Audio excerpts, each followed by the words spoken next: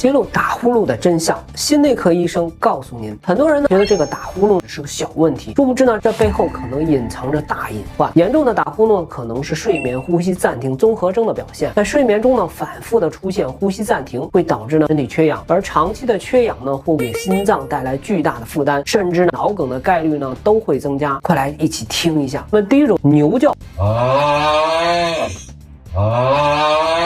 一般呢没啥事儿，那可能是白天累着了。那第二种呢打痰式，听着呢很难受，这种呢可能是感冒了，喉咙有炎症，对心脏呢也没啥威胁。那么第三种呢是震嘴唇式，没什么影响，就是呢可能会崩到唾沫星子。那么第四种呢电钻式，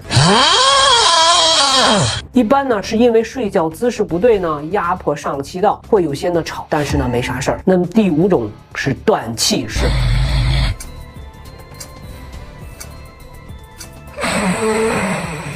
有些打鼾者呢，在睡眠过程中呢，出现呼吸暂停的现象，也就是呢，在一段时间内停止呼吸，过一会儿呢又恢复，这就是我们在医学上所称的睡眠呼吸暂停低通气综合征，可能呢会导致晚上不停的醒来，影响呢睡眠的质量，长时间的呢也会引起心脏病、高血压甚至心梗、脑梗的危险。那再严重的呢，可能一觉呢就再也醒不来了。如果呢您或者您的家人已经出现了这种情况呢，可千万别忽视。